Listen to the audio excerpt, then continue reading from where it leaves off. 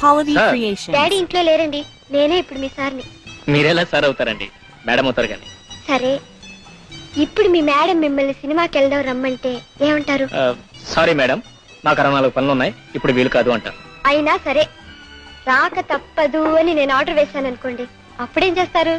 మీరలా ఎందుకు ఆర్డర్ వేస్తారండి? నాకు తెలియదంటే మీరెవరు కూతురు? డ్యూటీని ప్రాణంతో సమానంగా చూసుకోమనే ద గ్రేట్ గోపాలరావు గారి ప్రీతం పుత్రిక.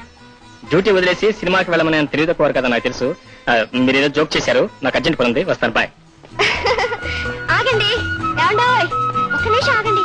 అర్రే, ఆగమంటుంటే ఏమండోయ్. అబ్బా, అదేంటండి అలా పారిపోతున్నారు? ఆడపిల్లంటే అంత భయమా?